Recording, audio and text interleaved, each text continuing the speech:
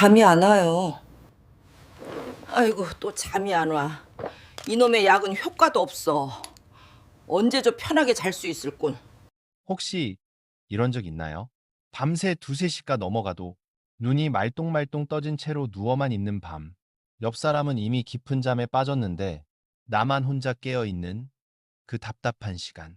아침에 일어나면 머리는 안개 낀 듯 무겁고 어깨와 목은 뻐근하게 굳어 있고 커피를 아무리 마셔도 정신이 맑아지지 않는 날.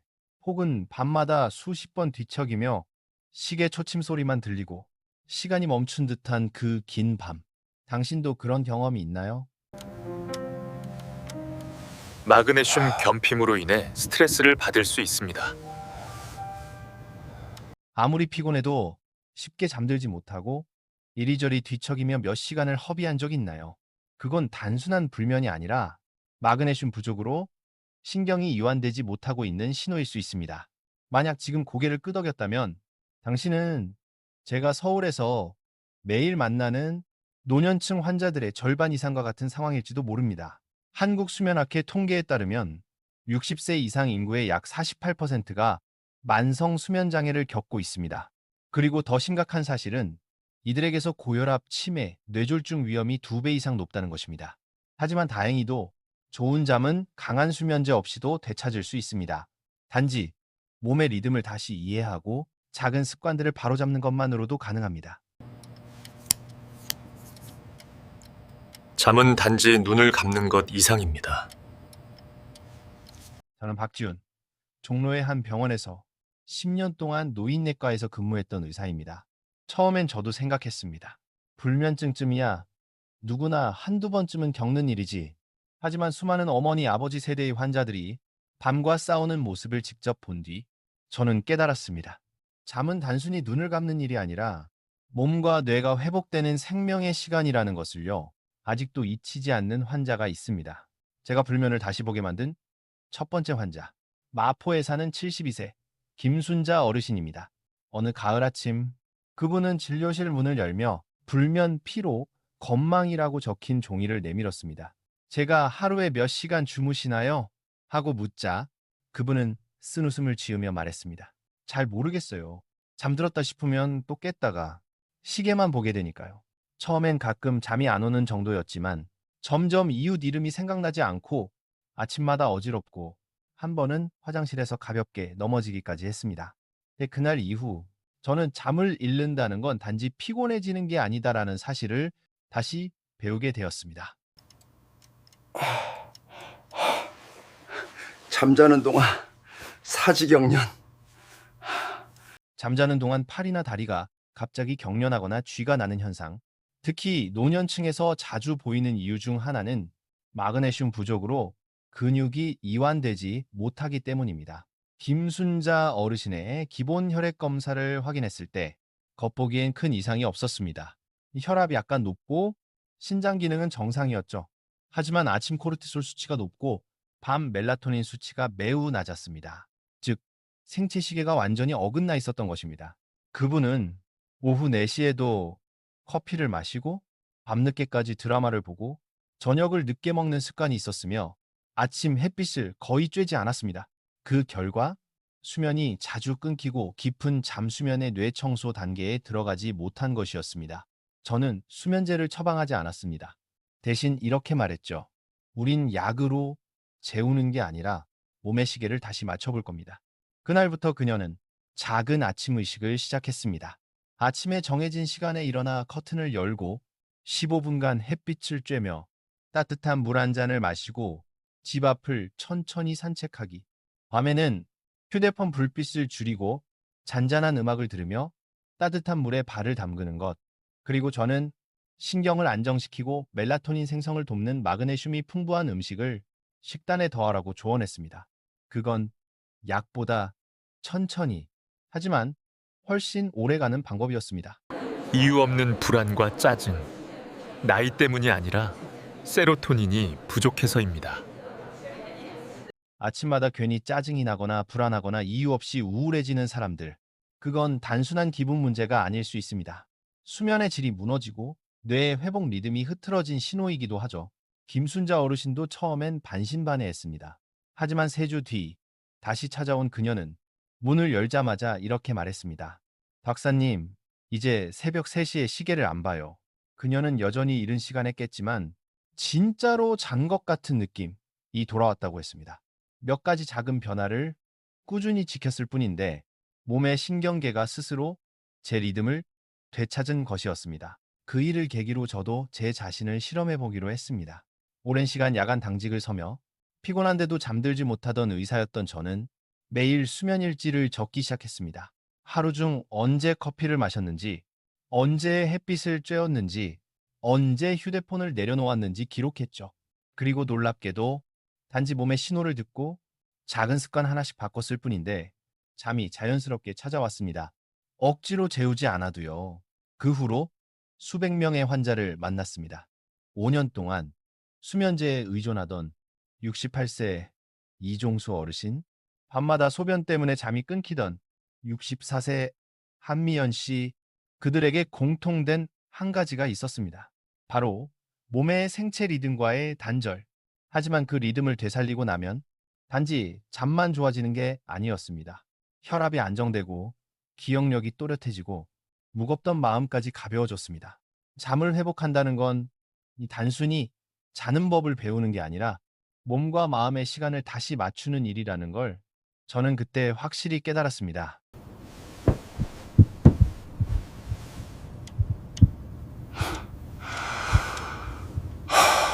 아침에 머리가 무겁거나 두통이 오는 사람들, 그건 단순한 피로나 나이 탓이 아닙니다. 깊은 잠에 들지 못해 뇌의 산소 공급이 부족했기 때문일 수 있습니다. 많은 분들이 저에게 묻습니다. 박지훈 선생님, 마그네슘만 먹으면 잠이 잘 오나요? 저는 늘 이렇게 답합니다. 그런 마법의 알약은 없습니다.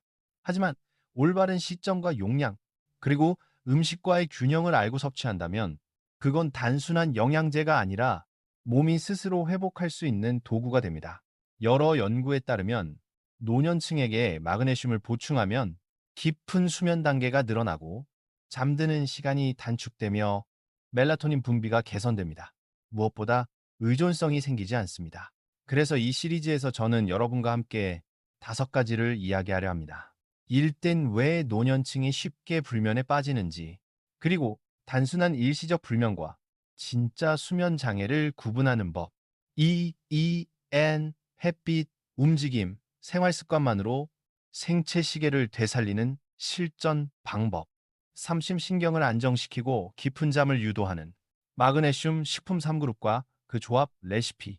사주 수면제를 포함해 잘못된 복용 습관이나 보충제 오남용이 오히려 잠을 망치는 이유.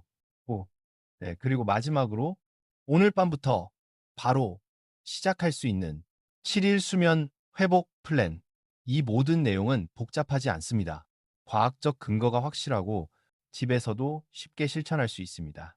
혹시 이렇게 생각하시나요? 이 나이에 숙면은 사치야. 그렇지 않습니다.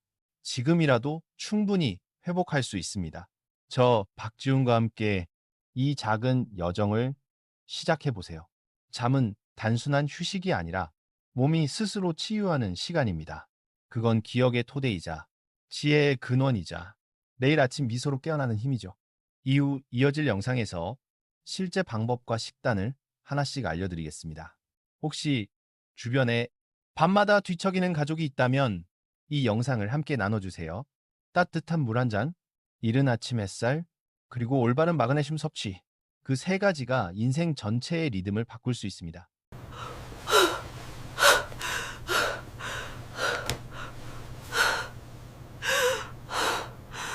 얼굴이 갑자기 화끈거리거나 밤에 식은땀을 흘리는 증상, 특히 갱년기 여성에게 자주 나타납니다.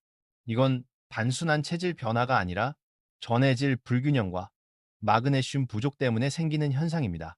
4주 후 김순자 어르신이 다시 진료실을 찾았습니다. 베이지색 니트 코트를 입고 얼굴이 훨씬 밝아졌습니다. 박사님, 요즘은 예전처럼 푹 자요. 그녀는 웃으며 말했지만 곧 목소리를 낮췄습니다. 그래도 어떤 날은 또 뒤척이게 돼요. 다시 예전처럼 될까봐 무서워요. 저는 따뜻한 물 한 잔을 건네며 말했습니다. 괜찮아요. 지금 아주 잘하고 계십니다. 이제 몸의 리듬을 조금만 더 미세하게 맞춰볼게요. 저는 종이에 24시간짜리 원을 그렸습니다. 우리 몸 안에는 모두 비밀의 시계, 즉 생체 시계가 있어요.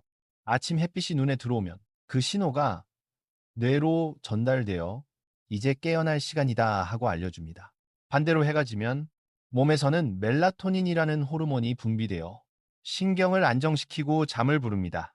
하지만 나이가 들면 이 신호가 약해집니다. 밖에 나가는 시간이 줄고 휴대폰 불빛을 오래 보고 늦은 저녁 식사와 쌓인 불안 때문에 시계가 점점 흐려지는 거죠. 저는 어르신께 물었습니다. 아침엔 보통 몇 시에 일어나세요? 그냥 자연스럽게요. 어떤 날은 6시, 어떤 날은 8시요. 저는 고개를 끄덕이며 말했습니다. 그 자연스러움이 오히려 시계를 어지럽힐 수 있어요. 시간을 하나 정해보세요. 예를 들어 6시 반. 전날 밤에 잠을 잘 못 잤더라도 그 시간엔 일어나서 햇빛을 꼭 보세요. 단 10분만 햇살이 눈에 닿아도 몸은 오늘이 새날이구나 하고 인식합니다. 그리고 저는 서울대학교의 한 연구 결과를 들려드렸습니다. 60세 이상 어르신 중 매일 같은 시간에 기상하고 아침 햇빛을 20분 이상 쏜 사람들은 3주 뒤 수면의 질이 30% 이상 향상되었습니다. 그건 기적이 아니라 단지 몸의 시계가 다시 제자리를 찾은 결과였습니다. 잠에서 깨면 목과 어깨의 통증이나 긴장감이 많이 느껴집니다. 아침에 목이나 어깨가 뻣뻣하고 아픈 사람들, 그건 단순한 피로나 나이 탓이 아닙니다. 수면 중 근육이 완전히 이완되지 않았기 때문일 수 있습니다. 그날 저는 김순자 어르신에게 오후 습관을 물었습니다. 그녀는 웃으며 말했죠. 그래도 오후에 블랙커피 한 잔은 꼭 마셔요. 안 그러면 머리가 멍해서요. 저는 조용히 설명했습니다.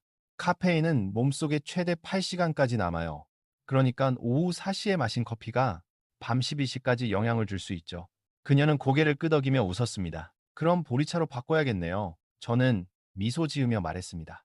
아주 좋은 생각이에요. 보리에는 트립토판이 들어있어서 신경을 부드럽게 안정시켜줍니다. 저는 다시 물었습니다. 저녁은 보통 몇 시에 드세요? 뉴스 보고 나서요. 한 8시 반쯤? 저는 말했다. 가능하면 조금 더 일찍 6시 반쯤 드셔보세요. 그래야 몸이 소화를 마치고 편히 쉴 수 있습니다. 늦은 저녁은 혈당을 불안정하게 만들고 소화기관이 밤에도 계속 일하게 하며 결국 내가 이제 밤이다라는 신호를 받지 못하게 합니다. 그녀는 한숨을 쉬며 말했습니다. 집에서는 늘 늦게 먹었는데 그래도 한번 해볼게요. 저는 웃으며 답했습니다. 완벽할 필요는 없어요. 꾸준함이 중요합니다. 이번에는 밤의 빛에 대해 이야기했습니다. 저는 휴대폰을 꺼내 따뜻한 색 조명 모드를 보여드렸습니다. 이 파란빛, 즉 블루라이트가 문제예요. 이 빛은 멜라토닌 분비를 막고 뇌를 속여 아직 낮이야 라고 착각하게 만듭니다. 그래서 이렇게 당부했습니다. 잠자기 1시간 전에는 TV, 휴대폰을 끄고 노란 조명으로 바꿔주세요. 원하시면 잔잔한 음악이나 빗소리, 파도 소리를 틀어보세요. 그때 뇌는 이제 쉴 시간이다 라고 느낍니다. 어르신은 미소를 지으며 말했습니다. 아들이 침대의 머리맡에 조그만 스탠드를 사줬어요. 저는 답했습니다. 좋아요. 다만 불빛은 부드럽게 눈에 직접 닿지 않게 하세요. 밤새 불을 켜두면 잠이 얕아지고 자주 깨게 됩니다. 그리고 마지막으로 체온 이야기를 꺼냈습니다. 많은 분들이 모르세요. 깊은 잠에 들기 위해서는 몸속 중심 체온이 살짝 내려가야 합니다. 저는 이렇게 조언했습니다. 잠자기 전 따뜻한 물에 10분 정도 조격을 해보세요. 체온이 발끝으로 빠져나가면서 뇌가 이제 편히 쉬어도 된다고 인식합니다. 이 간단한 습관 하나로 몸과 마음이 동시에 수면 모드로 전환됩니다. 저는 김순자 어르신께 이렇게 권했습니다. 잠자기 전에 따뜻한 우유 한 잔이나 미지근한 물에 꿀을 조금 탄 음료를 드셔보세요. 혈당을 안정시키고 마음을 편하게 만들어줍니다. 어르신은 고개를 끄덕이며 물었습니다. 그럼 수면제는 꼭 먹어야 하나요, 박사님? 저는 미소 지으며 답했습니다. 약은 일시적인 도구일 뿐이에요. 가끔은 몸이 스스로 자는 방법을 잊게 만들기도 합니다. 우리가 지금 하는 건 몸에게 다시 자연스럽게 잠드는 법을 가르치는 일이에요. 저는 덧붙였습니다. 특히 어르신 연령대에서는 수면 위생요법이 국제적으로 가장 먼저 권장되는 방법이에요. 이게 실패했을 때만 약을 쓰죠. 거의 1시간 동안 상담을 마친 뒤 어르신은 환하게 웃으며 일어섰습니다. 말씀하신 대로 다 해볼게요. 저는 어르신께 작은 공책 하나를 건넸습니다. 표지에는 수면 일지라고 적혀 있었죠. 안에는 4개의 칸이 있었습니다. 잠든 시각, 실제로 잔 시간, 깬 횟수, 아침의 컨디션. 저는 말했습니다. 하루에 한 줄만 써도 괜찮아요. 그걸로도 나아지고 있다는 걸 스스로 느낄 수 있습니다. 그날 오후 서류를 정리하던 중 간호사 민서 씨가 급히 들어와 제 휴대폰을 내밀었습니다. 메시지엔 이렇게 적혀 있었죠. 박사님, 이제 낮에 졸리지 않아요. 아내가 그러는데 예전처럼 천둥치듯 코도 안 곤다네요. 보낸 사람은 69세 환자 박동현 씨. 수년간 코골이와 불면으로 고생하던 분이었습니다. 저는 피식 웃으며 고개를 끄덕였습니다. 그분은 최근 수면 무호흡 치료기 펫다를 사용하기 시작했거든요. 단순한 불면이 아니라 숨이 멈추는 질환이 원인이었던 겁니다. 그날 밤, 저는 텅 빈 진료실에서 잠시 생각에 잠겼습니다. 예전에 나는 모든 해답이 약 안에 있다고 믿던 사람이었습니다. 하지만 지금은 압니다. 인간의 몸은 스스로를 조율할 힘을 지니고 있다는 걸. 빛, 음식, 숨결. 그 모든 것은 몸이 이해하는 언어이며 어떤 약보다 깊게 작용하는 치료라는 것을 나는 다음 영상을 준비하고 있었다. 채널 이름은 황금세대의 건강. 제목은 마그네슘. 뇌를 이완시키고 자연스럽게 깊은 잠으로 이끄는 비밀. 이번엔 시청자들에게 어떤 마그네슘 형태가 가장 흡수율이 좋은지, 하루 적정 복용량은 얼마인지, 그리고 트립토판이 풍부한 음식과의 궁합으로 어떻게 하면은 의존성 없이 자연스러운 숙면 효과를 얻을 수 있는지를 쉽게 풀어 설명할 생각이었다. 하지만 나는 이 영상의 첫 문장을 이렇게 시작하고 싶었다. 수면은 보상이 아니라 우리 몸이 본래 가지고 있어야 할 기본적인 권리입니다. 우리가 해야 할 일은 단지 그 잃어버린 권리를 몸에게 돌려주는 것뿐이죠. 창밖을 바라보았다. 서울 하늘이 연한 주황빛으로 물들고 퇴근길 사람들의 발걸음이 바쁘게 흘러갔다. 그 빛 사이로 나는 문득 김순자 어르신을 떠올렸다. 창가에 앉아 손에는 따뜻한 우유 한 잔, 옆에는 부드러운 노란 조명. 아마도 그녀는 내 말을 기억하고 있을 것이다. 밤은 정말 어둡게, 아침은 정말 밝게 맞이하세요. 그 순간 나는 확신했다. 그렇게만 해도 잠은 반드시 찾아온다.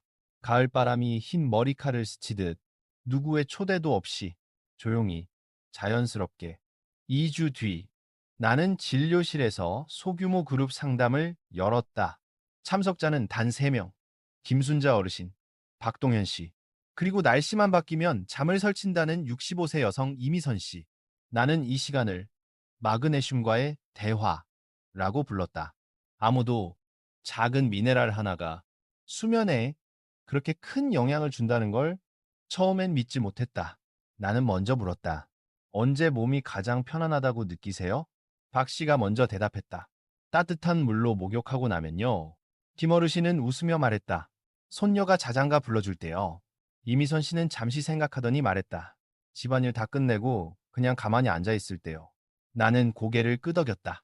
바로 그 순간이 부교감 신경이 작동하는 때예요. 몸과 마음이 이제 쉴 시간이다 라고 인식하는 상태죠. 마그네슘은 바로 그 신호를 도와주는 역할을 합니다. 나는 설명을 이어갔다. 마그네슘은 우리 몸 안에서 300가지 이상의 생화학 반응에 관여합니다. 특히 신경세포와 근육세포의 안정에 필수적이죠. 부족하면 근육이 쉽게 경련하고 심장이 불규칙하게 뛰며 신경이 과민해져 잠이 들기 어려워집니다. 노년층에서는 이런 결핍이 흔합니다. 왜냐하면 채소 섭취가 줄고 이뇨제를 복용하거나 장에서의 흡수력이 떨어지기 때문이죠. 하지만 적정량의 마그네슘을 보충하면 근육이 부드럽게 풀리고 심장 박동이 안정되며 뇌는 멜라토닌을 일정하게 분비하게 됩니다. 그 말을 들은 세 사람의 얼굴에 조용히 미소가 번졌다. 마치 오랜 불면의 원인을 처음으로 정확히 짚어낸 듯한 표정이었다. 나는 세 사람 앞에 작은 화이트보드를 놓고 말했다. 오늘은 3가지 대표적인 마그네슘 형태를 알아볼 거예요. 그리고 천천히 써 내려갔다.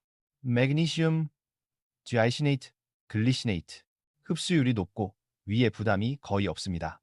신경을 진정시키는데 가장 적합해서 숙면용으로 가장 권장되는 형태입니다. Magnesium citrate. Magnesium citrate. 근육 긴장을 풀어주는 효과가 뚜렷합니다.